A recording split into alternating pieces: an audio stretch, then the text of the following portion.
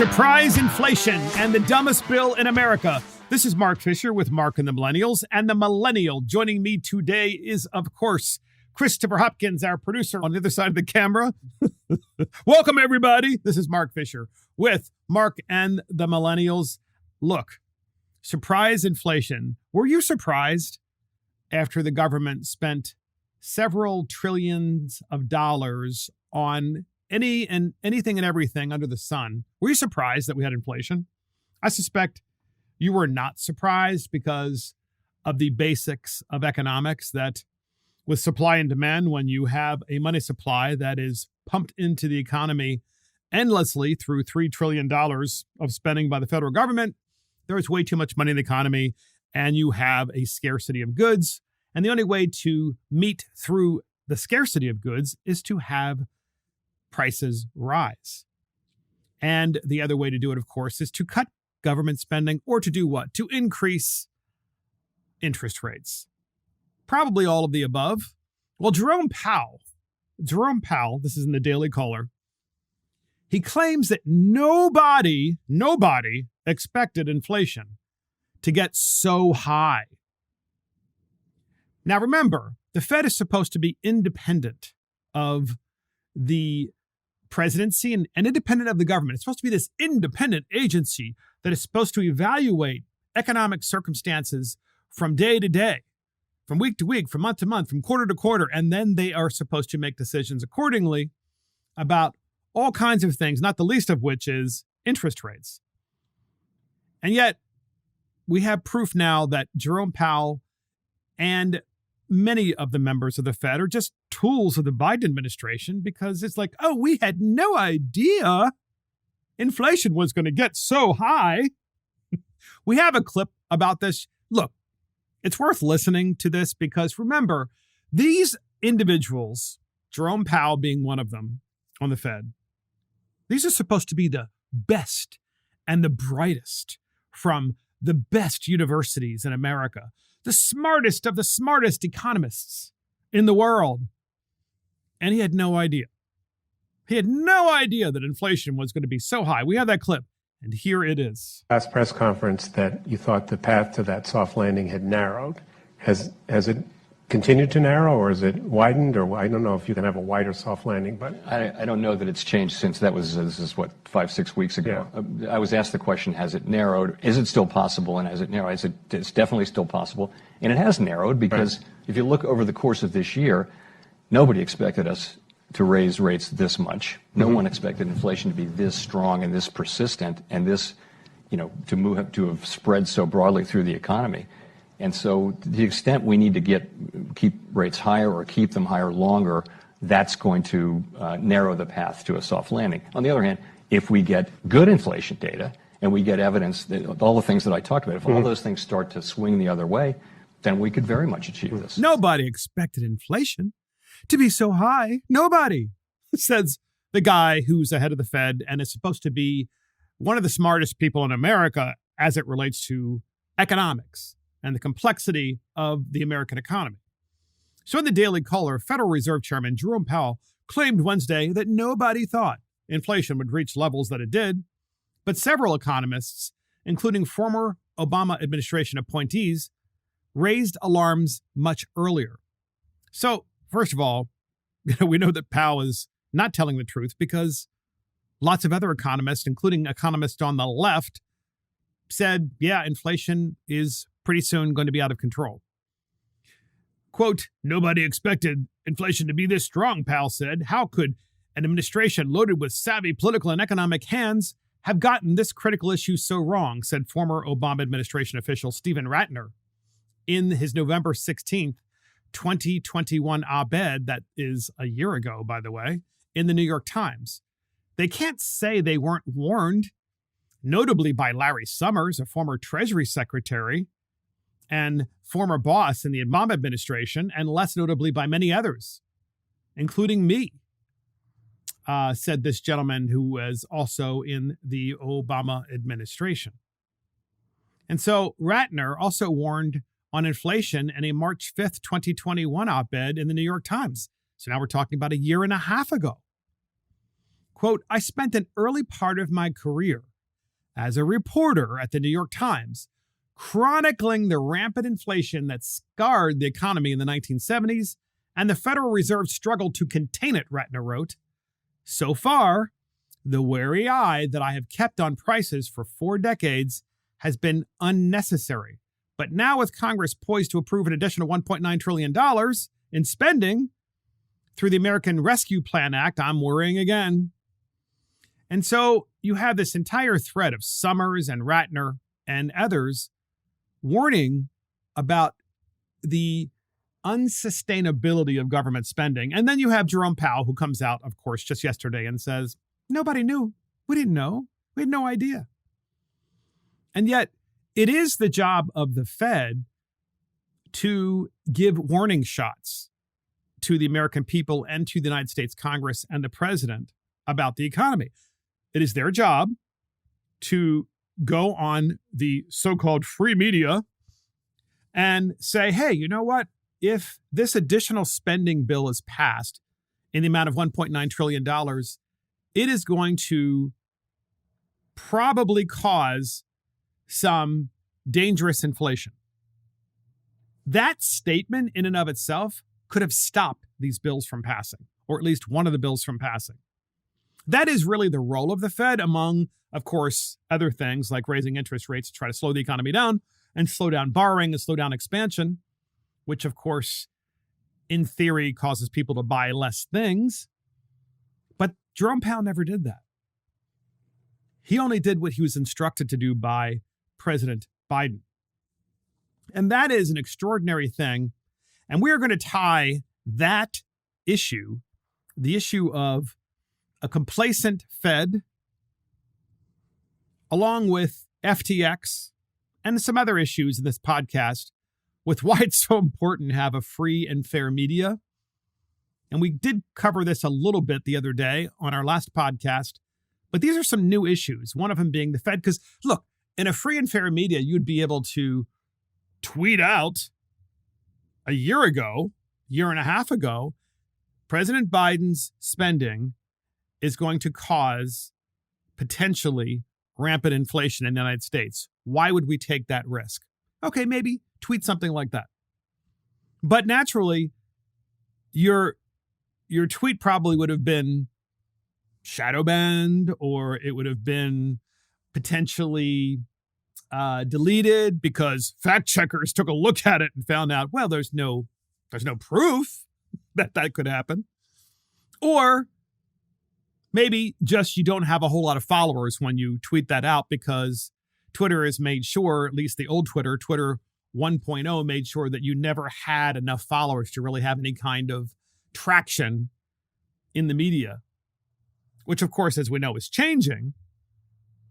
But those things would have happened in a free and fair media. We would probably not have had the $1.9 trillion bill passed, at least not in that form and not that amount. Maybe it would have been $500 billion.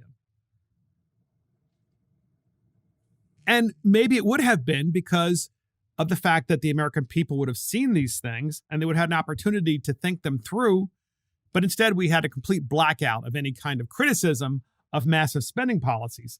And another case in point is, of course, FTX. FTX, ladies and gentlemen, Sam Bankman-Fried, the head of FTX, said that he had a bad month and the crowd laughs. Before we even talk about FTX, we got to talk about Sam Bankman-Fried. Chris and I, Christopher Hopkins, our producer, and I were talking about this before the podcast. And that is, I said, there's this thing in America where the millennials, but maybe even the generation after them or 2 generations after them, it seems like a lot of the men are very effeminate. And I'm not saying that it's because of their sexual preference. That's not where I'm going with this. I'm just saying they just seems like there's this effeminate trend in men. And Sam Bankman-Fried does not disappoint. Obviously, this is a weird dude anyway. We won't go into how weird he is because I'm sure that there are going to be plenty of stories to follow. But he he basically says he had a bad month. So former FTX CEO Sam Bankman-Fried told CNBC's, by the way, why is his last name hyphenated? Is it because he's not married, is he, Chris? Mom and dad probably made sure that, they had a hyphenated name and they had to pass the hyphenated name off to the kid. He told CNBC's Andrew Ross Sorkin, another complete tool, at the Deal Book Summit on Wednesday that he didn't do a good job of fulfilling his responsibilities to regulators, customers, and investors. Well, why do you think Sam Bankman-Fried went on CNBC? Because he's terrified of going to prison, which of course he needs to. So he says, well, I didn't do a good job. Quote, there's going to be a time and a place for me to sort of think about myself and my own future, but I don't think this is it, said former crypto billionaire Sam Bankman-Fried. Ladies and gentlemen, we do have a clip on this. He's speaking in front of a crowd. Sam Bankman-Fried is about his complete disaster of a company, FTX, and his disastrous management of the same. And what's important about this is you have the mainstream media circling the wagons, circling around this former FTX chairman and CEO, Sam Bankman-Fried, because they're trying to limit the damage to their own brands because they failed to report in a critical way about this company. So we have a clip on this, and here it is. There's going to be a time and a place for me to sort of think about myself and my own future, but I don't think this is it. Like, right now, I mean, look, I've had a bad month. This has not been a fun month for me, but that's not what matters here. Like, what matters here is the millions of customers. What matters here is all the stakeholders in FTX. He's had a bad month. He's lost customers, billions of dollars, wiped them out, in the Madoff model. And then the audience laughs. You've had a bad month. These are your elites, ladies and gentlemen. Welcome to the elites that run this country. They think this is funny. And why does this matter? Matters not just because people lost a lot of money. Doesn't matter just because people were defrauded by this crook, because he is a crook.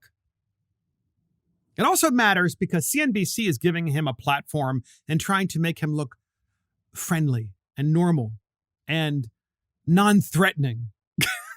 This guy is a complete predator. He's a predator. And Chris just corrected me and said, yes, his hyphenated last name is not because he is married, but his parents, I guess, decided when they were married, they would have a hyphenated last name and made darn sure that their children would have a hyphenated last name. Sorry, as you can tell, I'm not a big fan of hyphenated last names. I think it confuses the next generation a little bit more because you always have to put in the hyphen. But here's the thing. You got the mass media, the left-wing media, circling the wagons for Sam Bankman-Fried.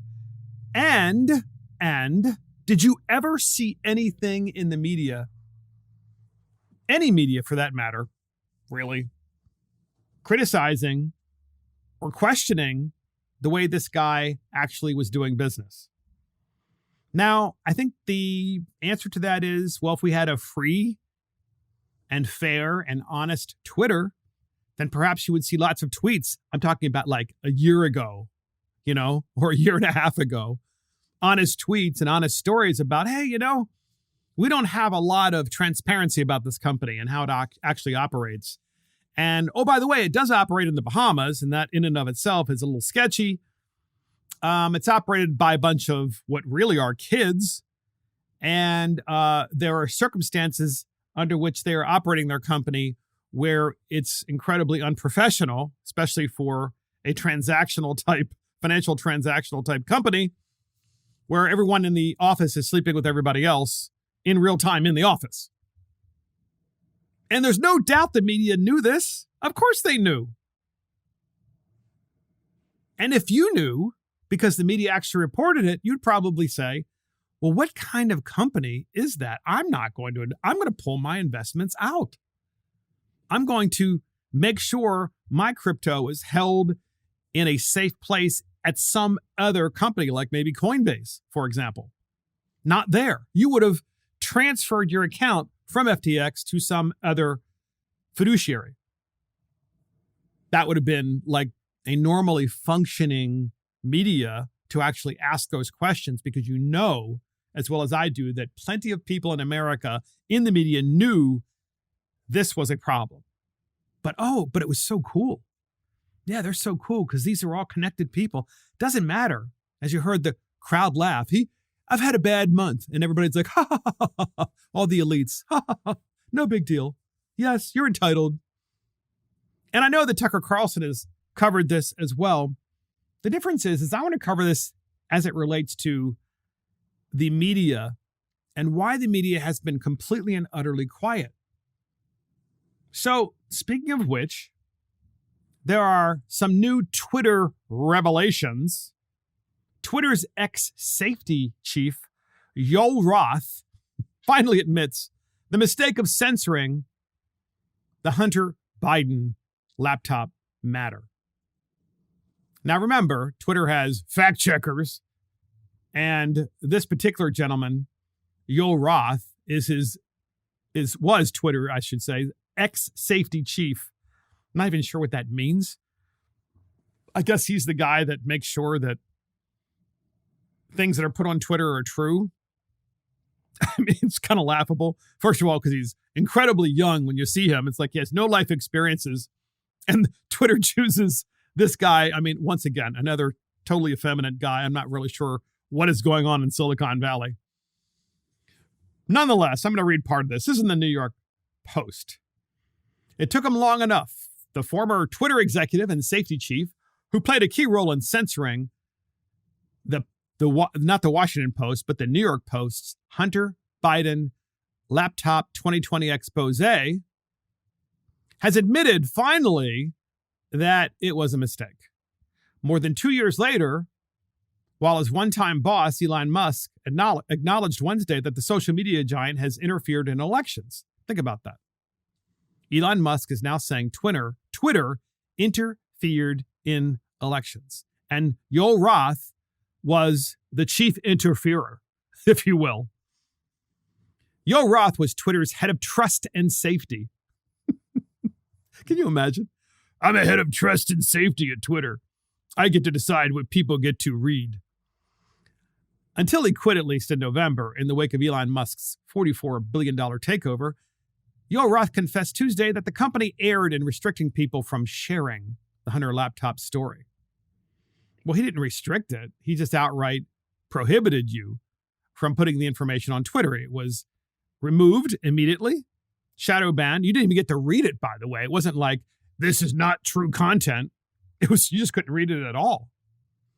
Ladies and gentlemen, that story would have altered the 2020 election because it's a true story. You have Yoel Roth, a lefty, who's now acknowledging, yeah, it was, probably true. Yeah, true. Well, if it's true, and the media completely lied and wouldn't let you read it, there's no way that Joe Biden would have won the presidency, which was, of course, the whole point, which is why the media left, which is pretty much most of the media, and the elected officials who are on the left are going crazy over the Elon Musk takeover.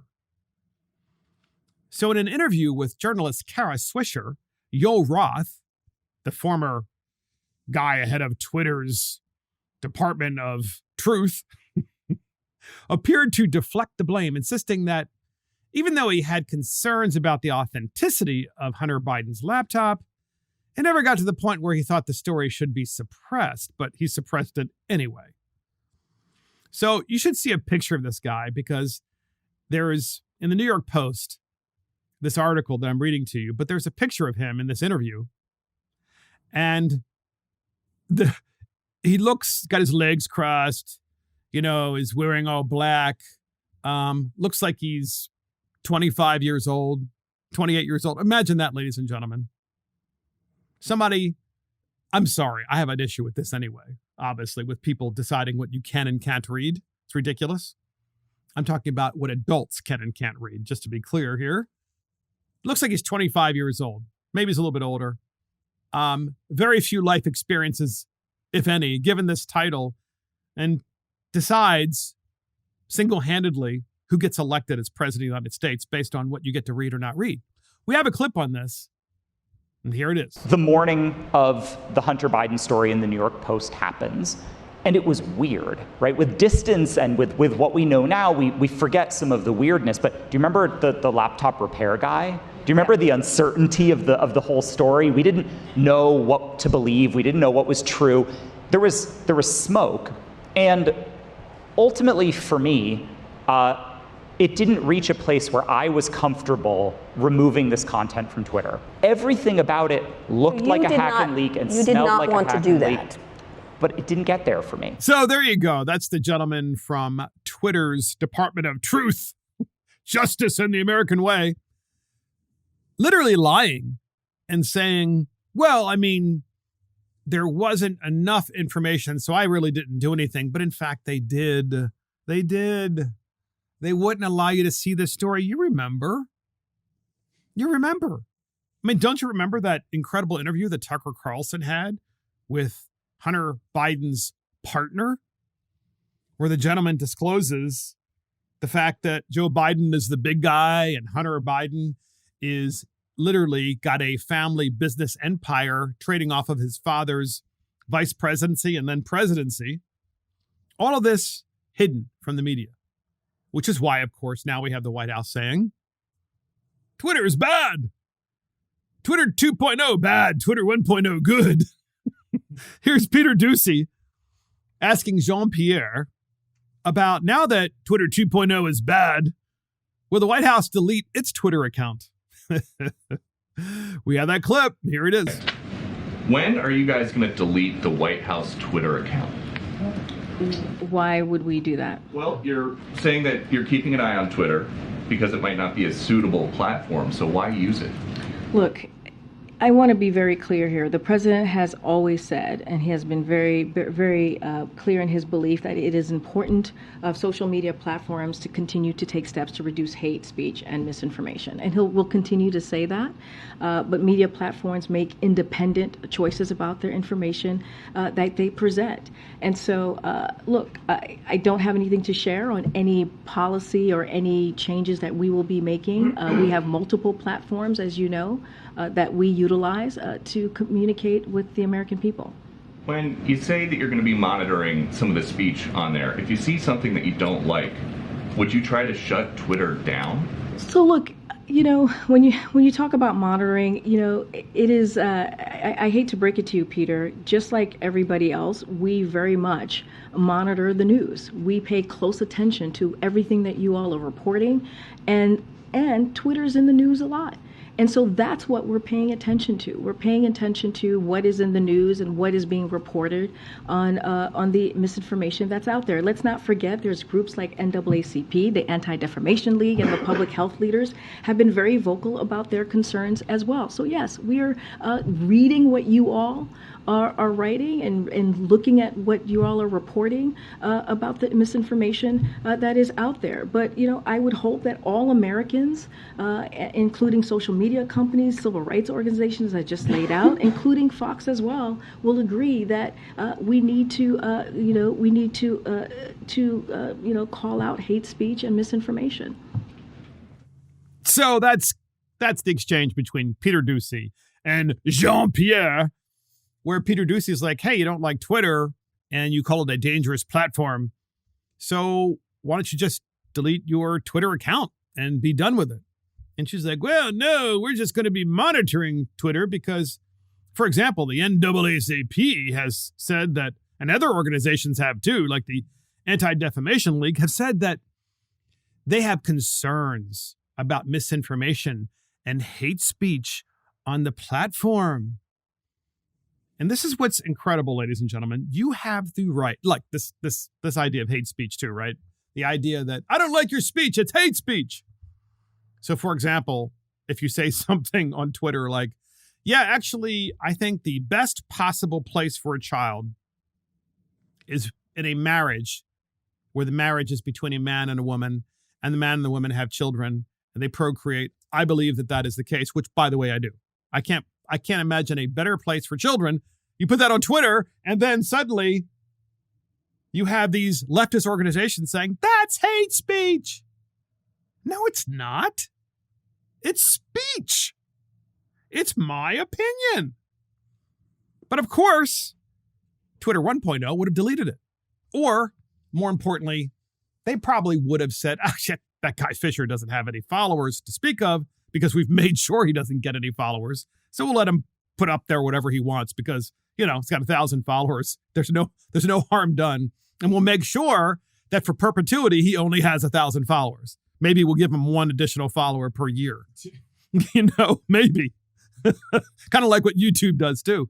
And the funny thing about all this is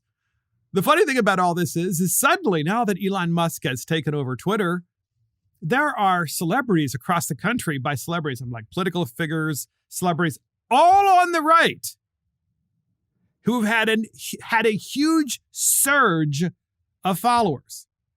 How is that possible?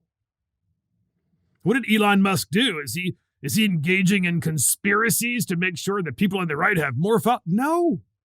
He's just lifting all of the algorithms that are making sure that the people on the right actually have an opportunity to be heard equally. Not more, not less, just equal. And then let the citizens of America decide who they want to follow, who they want to comment upon, who they want to agree with, who they want to rebut. Oh my gosh, so scary, that free speech stuff. So it's kind of funny that Ducey does this, of course. It's like, well, when do you plan on deleting your account because it's so dangerous? So then Jean-Pierre says the White House is keeping an eye on Musk's Twitter. Now, we did play this the other day, of course, and we're going to play it again because this Twitter sequence of events is important. It's extremely important, ladies and gentlemen, because you have the Twitter revelations where the guy who's ahead of truth in Twitter decides to say, yeah, well, we kind of did, make sure that you didn't get to see that stuff about Hunter in 2020.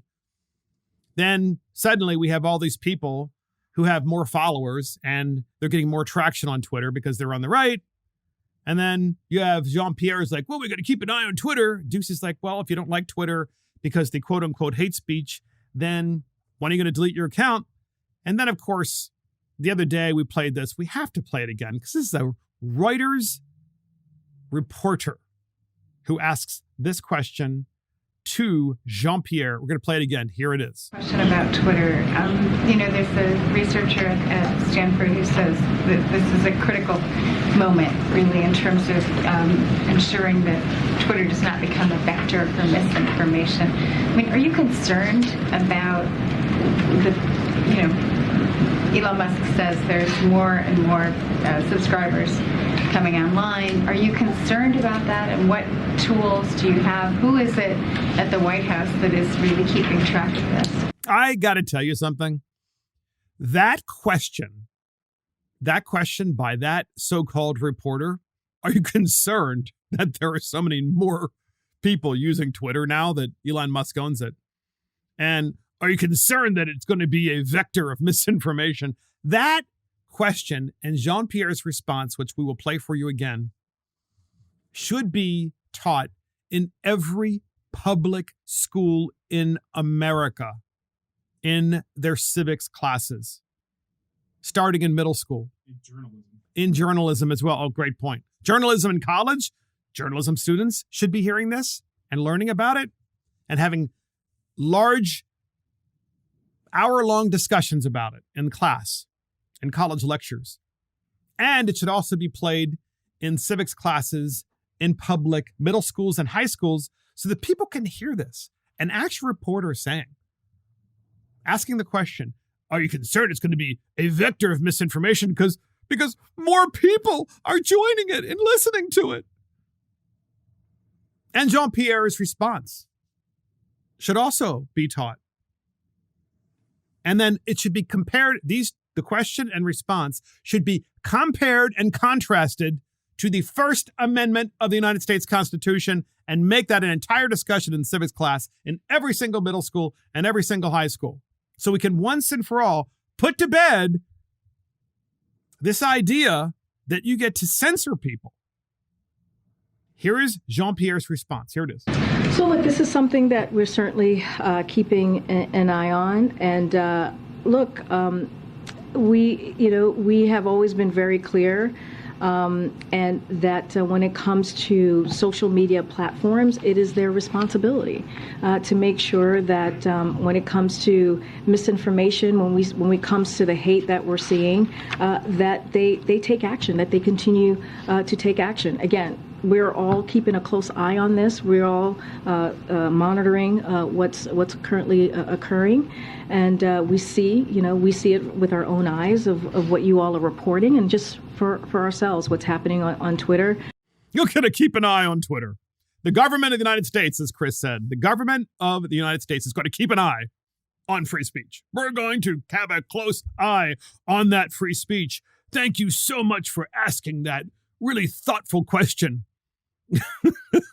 The thoughtful question being, more people are on Twitter now, and it's really scary. Yes, we're going to keep an eye on that. We can't have them listening to things that might challenge their conventional wisdom, at least not, the government wisdom, as we tell you.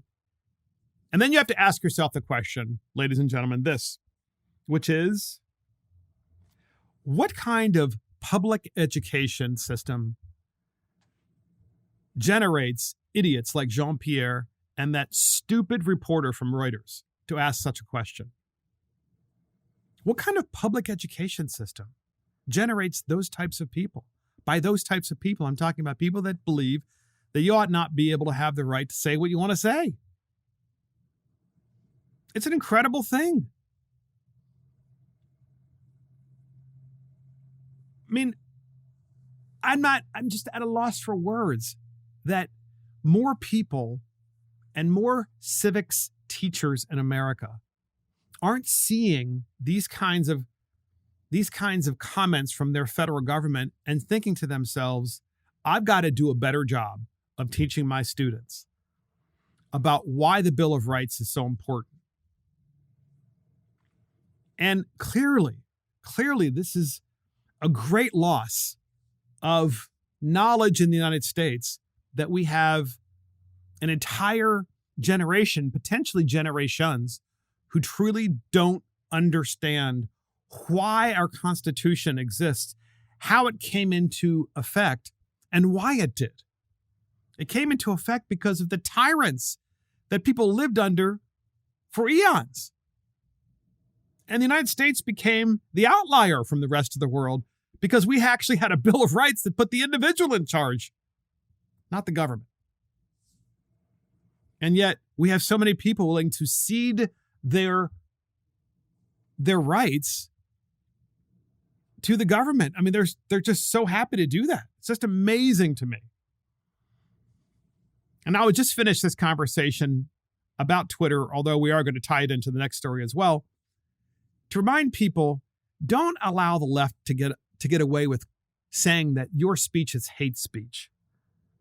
Your speech is your opinion, and you're entitled to say what you believe. You're entitled to give your opinion about things. And your opinion is part of the civics process. And it ought not be shadow banned. It ought not be deleted. It ought not be fact-checked by government, but it ought to be rebutted and debated by your colleagues, by your peers, which is what Twitter is supposed to be, right? You don't get to just put something out on Twitter and you know as well as I do, you're going to get plenty of responses. That's not true. I disagree. That's ridiculous. That's actually healthy. That's healthy. That's not hate speech. That's healthy speech. So next up, podcast listeners, the Dutch are crazy. They're losing their minds. The Netherlands seeks to close 3,000 farms by threatening farmers with compulsory land buyouts if those farmers refuse voluntary offers to comply with climate rules. Think about that. You're a farmer, minding your own business, growing stuff, raising cattle, raising pigs, raising chickens, maybe all the above. You're a farmer.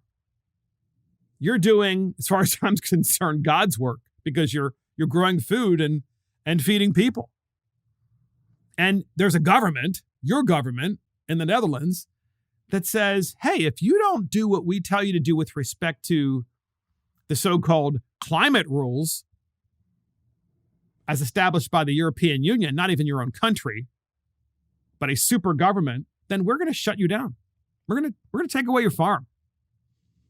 So the Dutch government announced plans to buy and close 3,000 farms near areas deemed environmentally sensitive to comply with EU climate rules, the Telegraph reported. The Netherlands stated that it would first offer one-time voluntary deals to large nitrogen-emitting farms in hopes of reducing pollution. However, if not enough farmers accept that initial offer, the Dutch government announced that it would move forward with compulsory purchases. Think about that. Compulsory purchases by the government means expropriation of your private property. And you wonder why we have a Bill of Rights in the United States? You wonder why we have a Second Amendment? Imagine if this happened in the United States, which, by the way, the left is perfectly happy to expropriate your property. And you didn't have a free media. You didn't have Twitter, now owned by Elon Musk. Imagine if this happened, where the government said, hey, farmers, you need to stop raising farm animals like cows and pigs and chickens, as an example, turkeys too. And because they emit too much nitrogen, like when they poop, or with cows when they fart, I guess that's methane. And if you don't do that, if you don't stop farming as you know it, like just stop, then we're going to expropriate your property. So then you're a farmer and you're like, what I'm going to do? I'm going to copy this letter that the government sent me, which is a threat by my government, and I'm going to put it on Twitter for the whole world to see about how my government is out of control. Only to find out that Twitter 1.0, which was pre-Musk, by the way, decides no one gets to see it. Now do you see why a free press is so important? Because governments across the planet, primarily the Western governments, are out of their minds, especially the left-controlled Western governments, which is most of them, by the way. So get this. There's a nitrogen minister in the Netherlands. Nitrogen minister Christian van der Waal told members of parliament on Friday, there's no better offer coming. There's no better offer to the farmers coming. She added that if enough farmers do not take the voluntary offer, then the pain in the heart will happen and the government will move forward with compulsory purchases. The Netherlands, the second largest food exporter in the world, think about that, how small that country is. It's the second largest food exporter in the world, is aggressively pushing forward with the plan to comply with the EU's conservation rules. Wow. In other words, the farmers in the Netherlands, because they are the second largest producers of food in the world, have a lot of say. They have a lot of clout in their country. And the left, realizing that the farmers are right of center, the farmers are probably conservatives, they usually are. The left is like, we're going to make sure that we crush the right. And the best way to do that in the Netherlands, at least, is to confiscate their property. And then, of course, we also told you a story that's very much connected to this about the United States Department of Agriculture. This is the United States, by the way, the USDA. Now you see USDA approved. They put the stamp on there of meat and so forth. The USDA wants you to register your garden in the United States. You have a garden, and they call it the People's Garden. Folks, that's right out. That's right. Greetings, comrade. That's right out from communism. The USDA opens People's Garden Initiative to gardens nationwide. This is from the USDA website, ladies and gentlemen. Washington, D.C. The United States Department of Agriculture is expanding its, quote, People's Garden Initiative. Sounds like it's right out of the CCP. To include eligible gardens nationwide. School gardens, community gardens, urban farms, and small-scale agriculture projects in rural, suburban, and urban areas can be recognized as People's Garden if they register on the USDA website. In other words, all gardens. Because if you notice what's urban, suburban, rural, if you register, you will be deemed a People's Garden perfect little, dweeb of the federal government and of the USDA. Why does this matter? Because I've seen this before, folks. As a policymaker myself, here's what government does. Registration is voluntary to be in the People's Government or the People's Garden Initiative. It's voluntary. And then the following year, there'll be legislation that passes that says, well, if you want to receive special programs from USDA for your farm, you need to be registered in the People's Garden Initiative. You know that's happening, or it's going to happen. And then the following year, a new law. Well, now that we have all of these rules requiring people in order to get federal grants and federal initiatives and low-cost farm loans and crop protection insurance, in order to get those things, and most people are already, registered to People's Garden Initiative, we're going to make it mandatory. So now you no longer are free in the way you farm. Literally, this is the precursor to what the Dutch are doing, which is to say, farm the way we want you to, or preferably stop farming altogether, or we're going to take the farm from you. United States government, register your farm as a People's Garden, just like the CCP, or else we're not going to let you benefit from the federal government programs that your tax dollars pay for, just like everybody else's tax dollars. Now, don't you think that's information that should be on Twitter for people to see?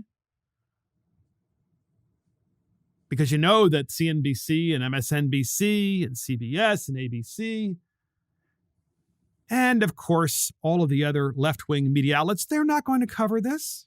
Of course not. All that we really have now is Twitter. Thank God, Twitter 2.0. We can actually talk about how governments are becoming more and more despotic in the West. In the West, including our own. And another thing that has been completely, and another subject that's been completely shadow banned and removed from Twitter is this really weird and evil, outright evil movement of the left to normalize pedophilia. And in the Washington Post, they seem to be doing just that. So I'm going to read this really briefly before we go to the dumbest bill in America. And we'll cover this subject at more detail later. But it says this. It's in the Blaze News. Disturbing trend. Is the Washington Post trying to normalize pedophilia? On the Why the News and Why It Matters Blaze TV host Sarah Gonzalez, along with Grant Stinchfeld and Zubian Duzu, discussed a disturbing piece in the Washington Post that seemingly attempts to normalize pedophilia. Through his glowing review of the scintillating new play, Downstate, Washington Post critic Peter Marks appears to advocate more compassionate treatment of sexual predators. And the story goes on and on and on. These are the kinds of things that we're finding now in the news media. And imagine now that we have Twitter 2.0 with Elon Musk owning it. That's the reason we're calling it Twitter 2.0. We can actually talk about these things openly and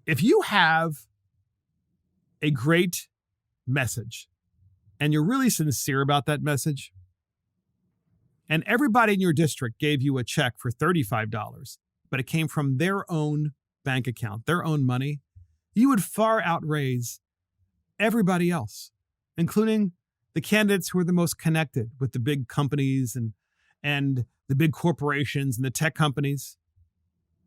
And the thing is, what people don't realize is that in elective politics, when you raise that small amount, $35, let's say, from 50,000 people because they love your message and they know that you're sincere, all of those people are going to vote for you.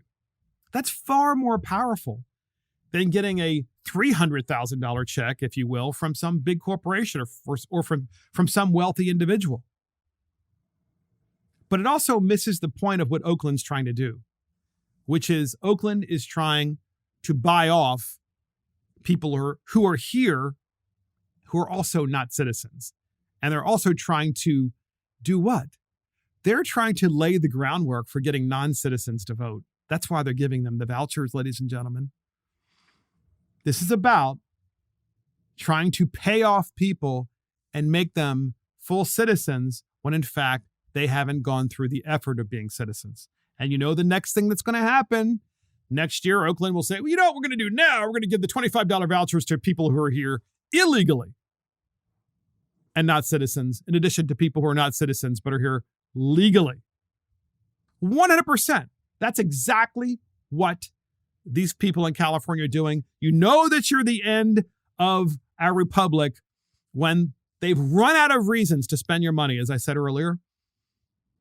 They've run out of all reasons to spend your money, and they've interrupted and gotten involved in every aspect of your life, including your personal life, that they've decided, let's bring in all the illegals and have them have vouchers so that they'll vote in our elections.